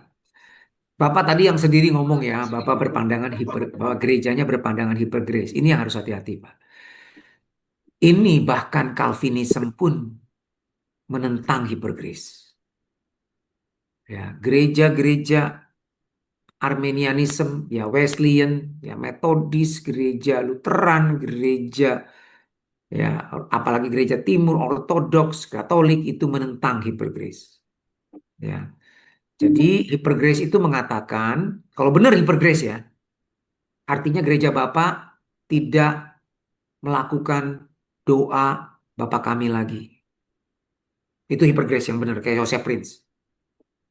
Karena Joseph Prince mengatakan doa Bapa kami itu diajarkan Yesus sebelum dia disalib. Nah, waktu Yesus disalib, dosa kita yang dulu, sekarang, selama-lamanya, yang akan datang, itu sudah diampuni. Jadi nggak perlu lagi ngaku dosa. 1 Yohanes 1 ayat 9 tidak perlu lagi. Nah dia lupa. 1 Yohanes 1 ayat 9 kan ditulis setelah Yesus disalib. Jadi ini nggak konsisten nih ajarannya. Hipergrace-nya si Joseph Prince. Kalau Bapak punya gereja beraliran itu, maaf ya. Seperti itu pandangan Joseph Prince, Pak. Jadi Bapak nggak perlu doa Bapa kami. Ya, nggak perlu ngaku dosa. Ya, hukum Taurat itu mendatangkan kutuk. Tidak, hukum Taurat itu adalah mulia, kudus. Kita udah belajar ya minggu-minggu lalu. Tidak, manusianya yang dalam dosa ini yang tidak bisa melakukan hukum Taurat itu yang ada dalam kutuk gitu ya. Nah, jadi ini yang mesti hati-hati. Tetapi walaupun jadi bukan berarti orang yang di hipergrace gerejanya semua masuk neraka semua. Tidak, Pak. Sama. Walaupun ajaran Roma Katolik banyak yang menyimpang, banyak yang tidak benar kayak misalnya purgatori segala macam gitu ya.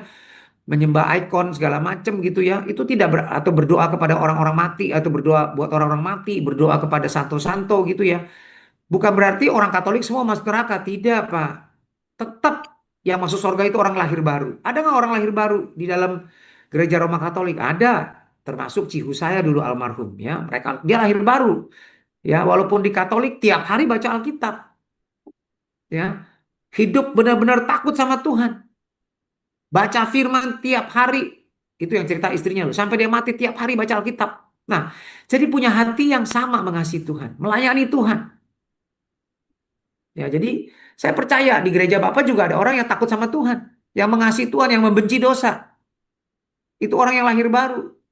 Dia akan setia sampai akhir, dia akan menang, dia selamat. Jadi bukan berarti satu gereja masuk neraka. Tetapi ajaran ini sangat bahaya, hipergrace. Karena seperti yang Joseph Prince bilang, ya dalam tagline-nya dia, tidak perlu lagi ngaku dosa. Ya, jadi ini yang bahaya. Ya, jadi bahkan Calvinism juga menolak itu, pandangan itu, ya. Jadi karena Alkitab tidak mengajarkan itu, Pak. Alkitab mengajarkan kita untuk mengerjakan keselamatan kita dengan takut dan gentar. Ya, karena Tuhan yang memberikan kekuatan, jadi harus hidup dalam takut dan gentar. Kalau jatuh dalam dosa gimana? Ya harus ngaku dosa, Pak. Nih ayatnya. Jika kita mengaku dosa kita, maka ia adalah setia dan adil sehingga ia akan mengampuni dan menyucikan. Tapi kalau kita mengaku kita tidak berbuat dosa, pendusta kita. Bahkan kita menjadikan dia pendusta. Kalau kita bilang kita nggak berdosa karena sudah diampuni Tuhan Yesus, kita menipu diri sendiri dan kebenaran tidak ada dalam kita. Ya, hati-hati. Jadi justru kita dikatakan, nah terus kemudian, jika ada orang berbuat dosa, ia mempunyai seorang pengantara dan dia adalah pendamaian untuk dosa semua orang, bukan cuma dosa kita. Ya, yaitu ini tandanya kalau kita mengenal, jikalau kita menuruti perintah, kita menuruti perintahnya kan? Kalau kita nggak menuruti perintahnya, ya kita nggak mengenal Allah. Dan kita tidak dikenal oleh Allah. Ya, Iya. jadi gitu Pak. Pak David, ada satu lagi nih yang ditanyakan ya. Eh, Tadi kan menyangkut dosa-dosa yang udah begitu sulit ya. Di 1 Korintus 5 ayat 5 ada ayat yang mengerikan sekali dong, Pak David. Oh iya, Bagaimana itu ya? Bisa supaya rohnya selamat, tubuhnya dihajar habis itu. jadi gini Pak, bukannya tubuhnya binasa terus selamat. Tidak. Artinya ini nih, kalau saya ambil lagi bahasa aslinya, ya, atau BIS deh, kayaknya terjemahnya lebih baik. Ah, bukan, salah nih ya. Ini lihat terjemahannya. Jadi begini. Jadi gini, kalau ada orang yang hidup dalam dosa, ditegur nggak mau bertobat, terus hidup dalam dosa, maka kita harus doakan dia. Serahkan tubuhnya saja kepada iblis supaya dirusak, distractions of the flesh. Adversary ini iblis nih. Ya. Supaya rohnya selamat. Artinya apa? Artinya supaya dia bertobat, Pak. Ada orang yang udah sampai mati kan baru kapok, baru bertobat. Nah itu, tubuhnya rusak. Tubuhnya dirusak, distraction oleh iblis. Tetapi rohnya selamat. Ya. Jadi kalau kita nggak lakukan ini, Pak, dia binasa loh. Tubuh dan rohnya binasa. Ini yang seperti Tuhan peringatkan kepada setan tentang Ayub. Kamu hanya boleh merusak tubuhnya, tapi nggak boleh ambil nyawanya. Nah itu. Nah jadi di sini adalah kita berdoa. Karena kalau kita nggak doakan dia, orang yang bejat kayak begini nih Pak. Iya. Orang yang bejat begini nih, yang percabulan ya, bahkan di antara bangsa-bangsa yang tidak mengenal Allah tuh tidak ada yang begitu. Hidup dengan istri ayahnya, tapi sombong lagi, nggak bertobat lagi ya. Nah yang kayak begini nih kita harus berdoa. Ini tindakan kasih. Kenapa kasih? Karena kalau nggak didoakan, kita nggak pagerin. Ini nih pager nih Pak, ini doa pager, pemageran. Supaya hanya badannya aja yang dikerjain iblis. Supaya dia di saat terakhirnya bertobat sehingga dia diselamatkan. Ya. Jadi Albert Barnes menjelaskan, maksudnya apa? Distractions of the flesh, that this does not mean that the man was to die under the inflictions of the censure. Jadi bukan berarti orang itu mati. Rusak sampai mati, bukan. Ya. Jadi apa yang dia menderita, apa yang dia alami penderitaan sehingga tubuhnya rusak itu tujuannya adalah supaya dia itu bertobat. It was designed to punish him for licentiousness of life. Jadi hidup yang itu lagi melegitimasi dosa. Ya. Tujuannya menghukum supaya dia bertobat tujuannya. Ya. Gitu Pak. Iya, betul. Jadi supaya that he might be corrected, humbled, and reformed by this suffering. Ini loh Pak. Nih. Jadi tujuannya bukan supaya dia mati, udah buat dosa, mati masuk surga. Bukan. Tapi supaya dia tuh bertobat, kapok, badannya hancur, dirusak sama setan, karat. Dia sampai dia merendahkan dirinya dan dia bertobat. Karena penderitaannya. Sehingga dia selamat. Itu artinya Pak. Ya, ini Calvin nih. Penjelasan Calvin aja kayak begini nih. Ya, Albert Barnes. Ya, bagus. Jadi tidak ada, walaupun Calvin sekalipun, nah kecuali Hipergrace nih. Oh, tetap selamat apapun buat dosa. Nah, ini yang harus hati-hati kita. Ya. Oke. Ada lagi? Ada tinggal sisa 3 menit. Teman-teman siapa mau bertanya? Itu di chat ada yang minta didoain Pak Suyana, mungkin kita sebagai tubuh Kristus biar kita berdoa.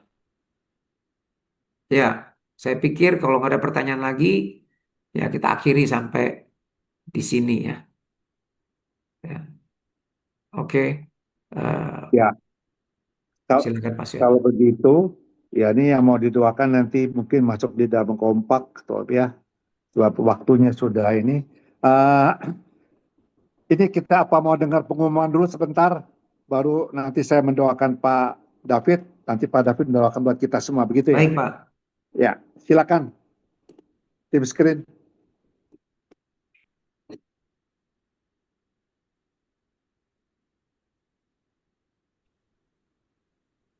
Ya nanti sekalian bisa didoakan ini.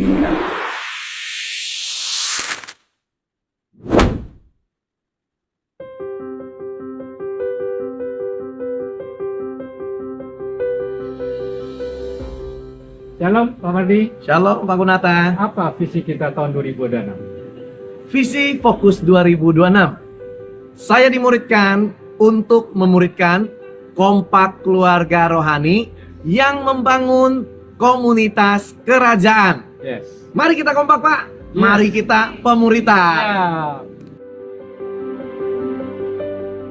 Bro, kalau menurut kamu kompak itu apa ya? Kompak itu ada akuntabilitas. Kalau menurut Pak Kut gimana? Ya, kompak itu adalah gaya hidup bersama secara mendalam dalam persekutuan. Oh betul, Pak Kut mesti bersama-sama ya. Sama-sama. Kalau menurut Pak Heri? Kalau menurut saya, kompak itu harus komitmen, konsisten setiap hari. Oh begitu. Gimana menurut Pak Mardi? Nah, definisi kompak itu adalah komunitas terkecil tubuh Kristus yang dimulai 2-3 orang yang terikat janji covenant untuk membangun komunitas kerajaan Allah. Amin, setuju. Kita mesti bersama-sama kompak ya Pak. Berarti kita selama ini lagi kompak nih ya? Iya, kita setia yuk melakukannya. Mari kita kompak. Mari kita kompak. Koran dia mulai jam berapa sih? Saya tahu sih jam 6 beliau. Hah? Jam 6 ya Pak Heri? Jam 6 kayaknya. Masa? Pak Mardi? Enggak dong. 5.30 tuh Pak Kuntus tiap hari. Pantesan jam 5.30. Pantesan jam 6 udah rame ya. Udah rame. Ternyata mulainya dari 5.30. Ya. Mulai besok saya 5.30 nih, siap-siap nih. Nah, mari kita semuanya datang on time. Jam berapa? 5.30. Halo sahabat baru, mari bergabung dalam Misbah Koramdeo pagi ini. Tulis namamu di kolom komen dan juga nomor handphone. Pastikan saudara nanti tergabung akan kita doakan secara bersama ya. Tuhan Yesus memberkati. Silakan Pak Mardi, berdoa. Ya, kita doakan untuk Pak David dan juga untuk sis dari Elis ya. Mari kita bersatu berdoa tubuh Kristus sebelum nanti Pak David akan doakan buat tubuh Kristus. Bapa di surga, kami bersyukur Tuhan untuk hamba-Mu Pak David yang ada di tengah-tengah kami dan memberkati setiap tubuh Kristus dengan setiap kebenaran yang memerdekakan sehingga setiap kami tergembalakan dengan baik dan juga diarahkan untuk mengerti, untuk melakukan dan menghidupi serta membagikan kepada keluarga komunitas yang kami kasihi. Untuk itu Tuhan berkati Pak David lebih lagi dengan hikmat, dengan marifat, dengan kesehatan, penyertaan, perlindungan untuk apa yang sedang dipelajari, untuk apa yang sedang Tuhan percayakan, supaya apa yang dia lakukan boleh Tuhan memperbesar kerajaan-Mu. Nama Tuhan dipermuliakan, urapan-Mu turun, hikmat-Mu turun, kasih karunia-Mu berlimpah dalam hidupnya, dalam keluarganya, kesehatannya, dan pelayanannya di dalam nama Yesus. Tak lupa kami memberkati adik kami Elis yang adiknya sedang kejang-kejang dan gak sadarkan diri saat ini di IGD. Kami berdoa Tuhan, tolong Tuhan supaya ada pertolongan-Mu yang sempurna, ada kesembuhan, tidak ada hal yang membahayakan buat adiknya Elis. Kami tutup bungkus adik Elis dengan kuasa darah Yesus, penyertaan pertolongan daripada Tuhan menyertai dan kesembuhan terjadi saat ini di dalam nama Yesus kami berdoa. Amin. Silakan Pak David. Ya, makasih. Mari kita mau akhiri pertemuan kita ini dan kita mau terima berkat dari Tuhan. Bapa di sorga, terima kasih Tuhan buat firman-Mu. Terima kasih buat panggilan-Mu. Terima kasih Tuhan. Kau mengenal hati kami. Kau tahu segala kelemahan kami. Engkau tahu Tuhan segala pergumulan kami. Tapi apapun yang terjadi, kami pegang kuat Tuhan janji-Mu. Kami percaya tidak ada yang dapat memisahkan kami dari kasih-Mu. Dan kami juga tidak mau lari Tuhan dari Engkau. Karena hanya di dalam Engkaulah ada keselamatan. Hanya di dalam Kristus ada pertolongan. Ada damai sejahtera, ada kekuatan. Sehingga kami boleh menjadi pemenang dalam hidup kami atas semua dosa-dosa. Tuhan Yesus, karena itu biar Tuhan semua firman-Mu kami simpan dalam hati kami. Kami mau terus Tuhan hidupi Tuhan. Kami jadi pelaku firman-Mu oleh kekuatan Roh Kudus yang terus menyertai kami. Karena itu mari Bapak Ibu semua yang kita sudah dengar, kita mau simpan dalam hati kita dan kita mau taati. Dan biar kekuatan Tuhan yang terus menyertai kita sepanjang hidup kita. Terimalah berkat yang sempurna dari Bapa di sorga. Cinta kasih dari Tuhan Yesus Kristus dan persekutuan dalam Roh Kudus menyertai kita semua. Mulai hari ini sampai selama-lamanya Tuhan datang menjemput kita di awan-awan. Kita semua yang menerima berkat Tuhan sama-sama katakan amin. Amin. Amin. Tuhan Yesus berkati.